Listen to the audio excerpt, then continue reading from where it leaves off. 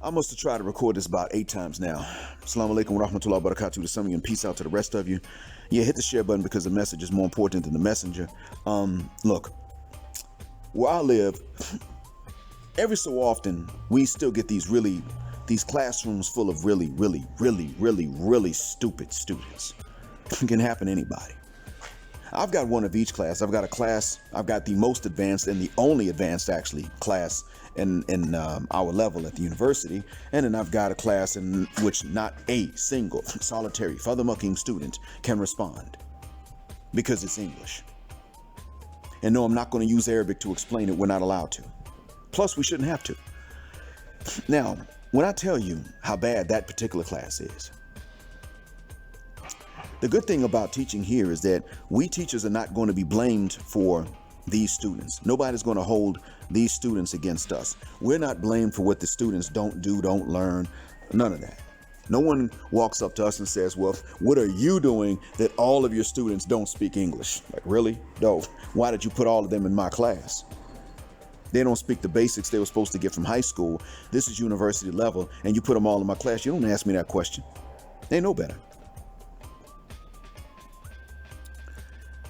So that being said, that's why we have teachers that come here and maybe they get nothing but dumb students, but they stay. Now, you know, in the States, you find yourself in a similar situation in which every student is a bad, poor student, every last one of them. And you try to make them work, you know what they'll do? I don't have to tell you if you're a teacher already in the U.S., they will all get together and they will agree no one's going to do anything. And they will tell the good students, if we catch you doing the work and turning it in, we'll beat your behind. Everybody in here has to do absolutely nothing. He can't fail everybody or he loses his job. That's what they do. And I know because they've done this. They told me they were going to do it when I was teaching a 7th grade class. And that's the other thing. In middle school, 7th grade is the worst grade, hands down. Ask a teacher. If you're hearing this and you know someone that's a teacher in middle schools, ask them. I would cuss a principal out if they told me to teach the 7th grade again, because now I know. Mr. Mind, we got a 7th grade class. Fuck you. With a capital F and 8 U's in the middle. Not doing that because I know. And in America, that's when you're going to lose your job. Man, you're a 7th grade teacher and you're new. That means you don't have tenure, and they don't even offer tenure anymore. So you're a 7th grade teacher, you're new, no tenure. The 7th graders are going to gang up on you and you're going to lose your job. Now, why am I talking about this? Well, because see, where I live, we're not accountable. In the gender war you're dealing with in Black America or any of its offshoots like the Golden Sphere, as an example, or the communities that the manosphere seeks to start. You know that in that black gender war, you are blamed as a man.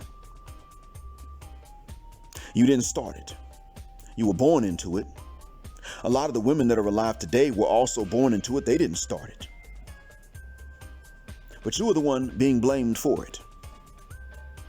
Now, there are people out there that really believe that both genders are to blame for the gender war. They really think so. I believe that Mrs. Golden really believes that. I don't think she's just sitting around making that up. But I'm going to tell you that, no. I'm going to tell you straight away. Gentlemen, you don't have the capacity. You don't have the information necessary. And you don't have the opportunity or the motive to be accountable for that black gender war in Canada, the UK, the United States, the Bahamas, Jamaica, Trinidad, maybe even Guyana and Suriname, for what some of you guys are telling me, or Belize for that matter. I know Belize is ucked up.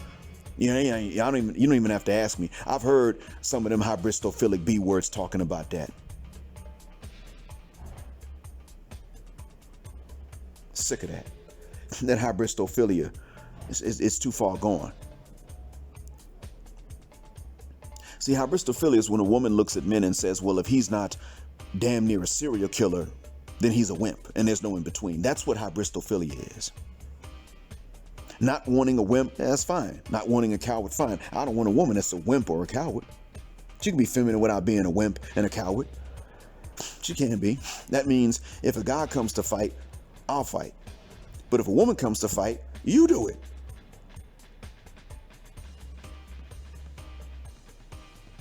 If I hit her, I go to jail. You hit her in self-defense, you don't.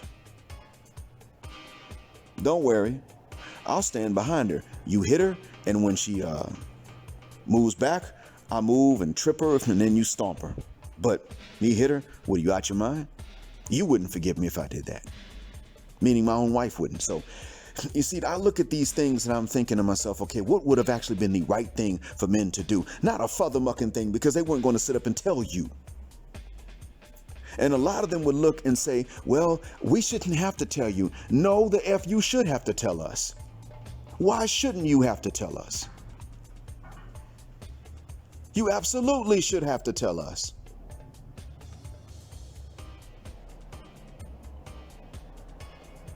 You just don't want us to know. Or there is no right way. But gentlemen, there are people that really think that we are both to blame for this. And they're not malicious, but they're still ill-informed. We are not both to blame. And to those of you that are saying that we are, I'm saying, with no hatred, but I'm telling you, except for the liars, some of them are just outright further-mucking liars. Yeah, I'm saying it with hatred to y'all. But to those of you that really seem to think that we both are to blame, I'm telling you, what do men know about women that women don't want us to know? Most men, the average man. Average guy that you walk past that you don't even notice, ladies. Or you gentlemen that say this, you the average man, the normal man.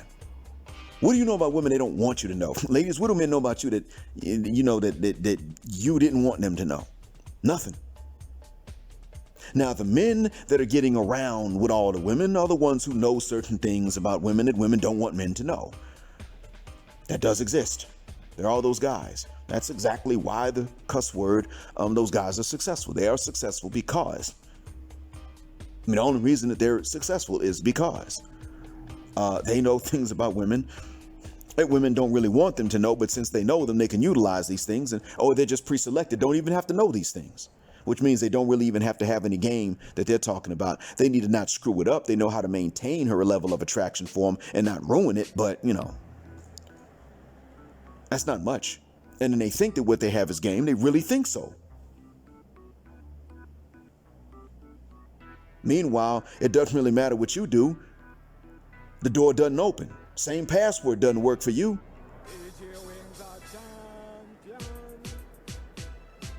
And yet, you're the normal guy that's not pre-selected, or the one being asked to take accountability for the gender war. Man, shuck that fit. Understand this, and then I'm going to go. I'm going to point this out, and then I'm out.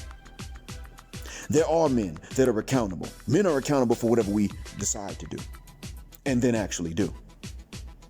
We're not only accountable for decisions, we have to be able to execute them in order to fully become accountable. So if I try to rob a bank, that's attempted bank robbery. That's not bank robbery. That carries a lesser charge. I'm accountable for attempted bank robbery, but not bank robbery. You see how that goes? That's only fair. So stop and think about this.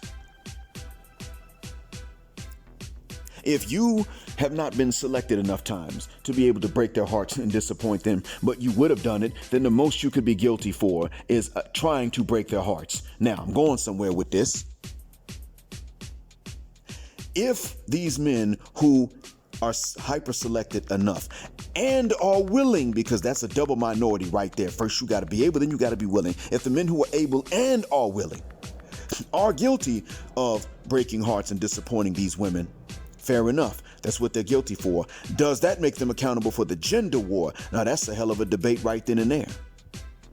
But the answer to that question is going to be this. If every man had his heart broken by women, by the same few women, would that make those women accountable for the resulting gender war? Most women would say hell no. Well, then in this case, the answer is hell no. So that means that even those men are not, by women's own standards, even those men are not accountable for the gender war. The gender war is not just men getting upset because of who they can't get with. It's men being lied to so that the men that women don't want bear all of the burdens. And the men that the women do want get to Well, they get to breed, spread the seed.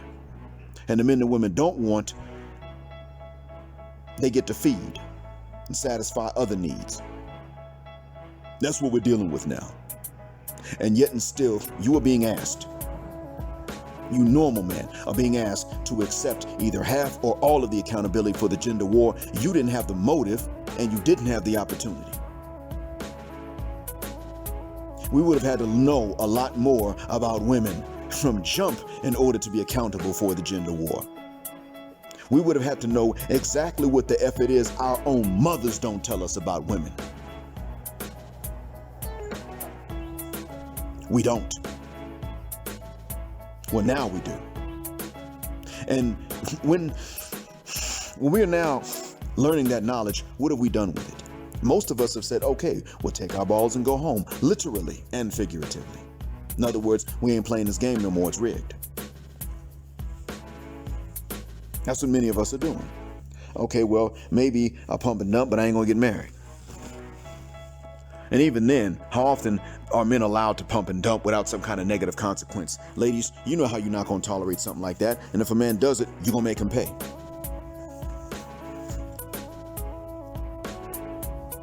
So really, how many men are going to be able to pull that off? Pump and dump. There you go.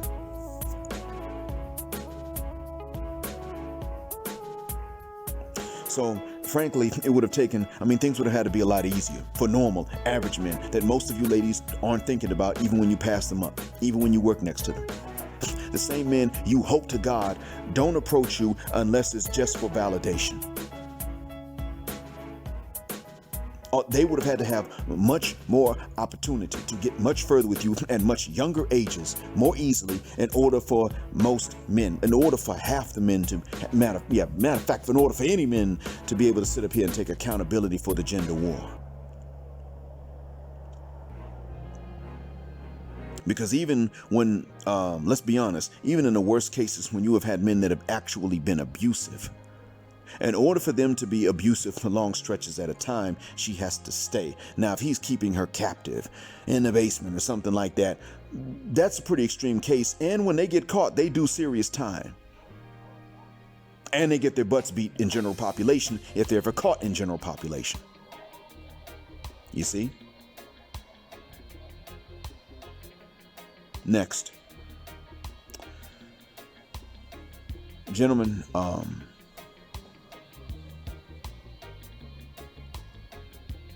you're going to all have to say the same thing with the same voice. You're going to have to raise your voices and say this. And another thing you need to do is you need to take everything that some of the allies have said. Ladies that, and some people will assume they're even chameleons, and maybe they are, maybe not. Now, we already know Rebecca Lynn Pope switched up on us, and we know April Mason switched up on us. That's clear as day. We already know that. That ain't nothing to debate. They done switched up on us.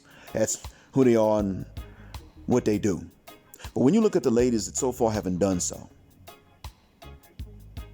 take Dr. Venus Oprah Reese's apology, and if you don't trust her, still take the apology and use this. Point these women to it. Take Red Femme Diaries confessions and point these women to it.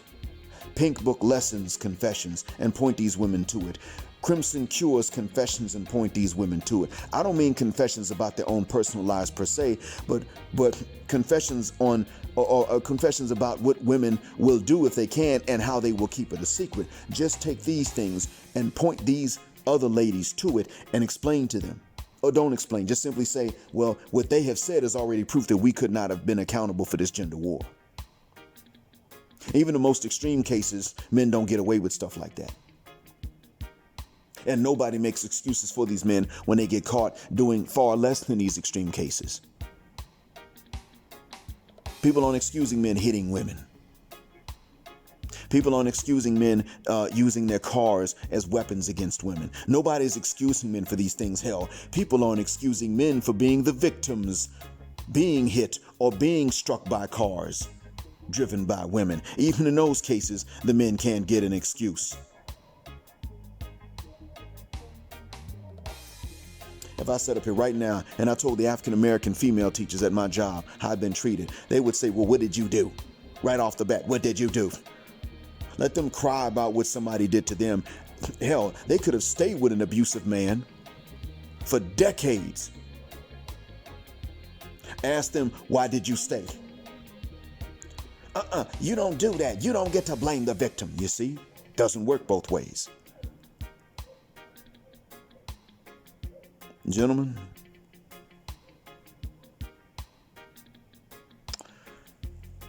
that one-sided accountability that I put into the title of this is actually the only truth answer. It is the only truth. That is the only real explanation for this. It's not us. It's not even all the ladies.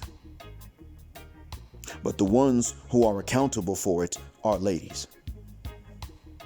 It's just like in the situation in my teaching. It ain't me and it ain't the other teachers. It's the bad students. It ain't even all the students, but it is the ones who failed. It is their fault that they failed. They can share that accountability with their grade school teachers that didn't explain anything yet, so they sharing the blame too. And Dr. Venus Oprah Reese can point to the society that drug us from home, and she rightly can put some of that blame at their feet. Yeah, absolutely. But ain't none of it our fault. None of it.